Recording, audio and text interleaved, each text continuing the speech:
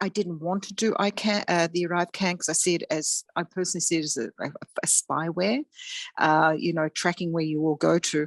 They wanted to send me to a quarantine camp. I felt angry, actually, that I came back to Canada after what I had left. What if I told you that you were going to be afraid to travel, not knowing if you were going to be thrown in jail, given a ticket, or threatened with internment in one of those COVID quarantine camps? Well, it seems that's the new reality for Canadians. Alexa Lavoie for Urban News, and we continue to investigate the colossal damage that Canada border are doing to its citizens. Now, flying is synonymous with fear, anxiety, and suspense. In the past, many have experienced an emotional roller coaster ride and huge monetary loss due to mismanagement at Canadian passport offices. Then, it was the turn of airport with their delay, cancellation, and lost luggage. Today, it is the threat that hang over the head of Canadian for the application of the ArriveCAN, the PCR test, and/or the forced quarantine under surveillance. Isn't this what we see in country where democracy is in free fall and where a socialist, not to say communist, regime is installed? Where is the voice of the population on the decisions that are taken everywhere? Yes, the ArriveCAN application is a threat to Canadians, but it goes far beyond that. And I will explain. Unvaccinated people must present a negative PCR test, their ArriveCAN, and still submit to a forced quarantine with a plan already prepared. You have still the time to sign our petition at noarrivecan.com. You can still fill the petition, and if you want, you can chip in generously to give us the opportunity to challenge it legally. But listen to this. Failure to submit to ArriveCAN and failure to respond to a quarantine officer, giving false information on not having a plan for quarantine, not presenting a proper PCR test, or not submitting to the order of entry, or even not disclosing certain medical or confidential information can lead to offense costs of $750 up to $200,000. And even up to 6 months to 3 years in prison. What the hell is this? Simone left Canada before the government closed the door on the non-vaccinated, imprisoning them in their own country. Since she has a son abroad, she felt the need to be there for him and to be able to travel for him.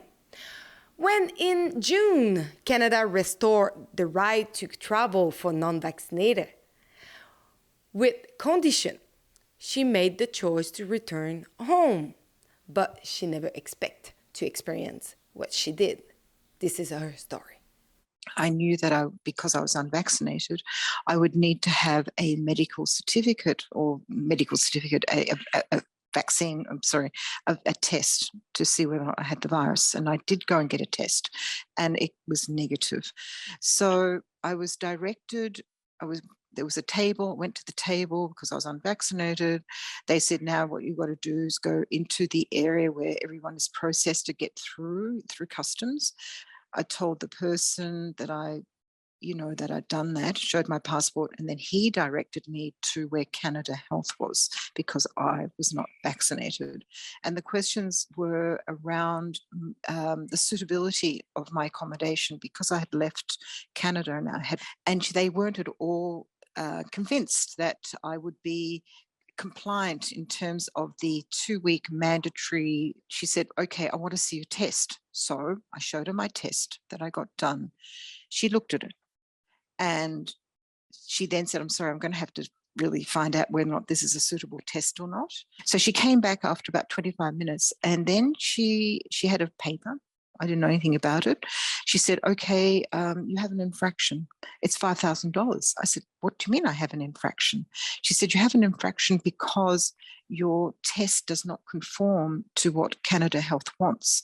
I then said to her, could you show me what kind of form I need to use? What's the pro forma? Because I'm not aware of it. And she then said, okay, well, you're going to have to go onto this website. I got tested, and then with not even 24 hours later, I got the results. I had a positive test. So not only did it mean that I had to quarantine, right, I now had to isolate for 10 days. And the reason why I didn't have ArriveCAN is because I didn't have a phone number. I didn't have an internet provider. So I did try to enroll in ArriveCAN, but I had to go to a local internet store in the little town that I was in, and it just didn't work. And I've got screenshots for that. So when I got to the airport, I told the health person there that I did try. I had screenshots to prove that there was a problem. She herself then tried, because we then captured, the internet from the airport, which I wasn't happy about. It's not secure. And she tried also, and it didn't work. So that was it. And that was literally the end of that conversation. So yes, I didn't want to do the ArriveCAN, because I personally see it as a spyware, tracking where you all go to. But the point is that I was given some information, like a sheet, and I was told that within 48 hours I was to ring this particular phone number to register that I had arrived at my destination, which I did. But I couldn't continue with registering simply because I didn't have a phone. They wanted to send me to a quarantine camp, that it was a setup that was going to be suitable to ensure that other people weren't going to get potentially infected by me.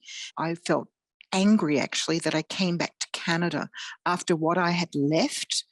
I left in the middle of vaccine passports.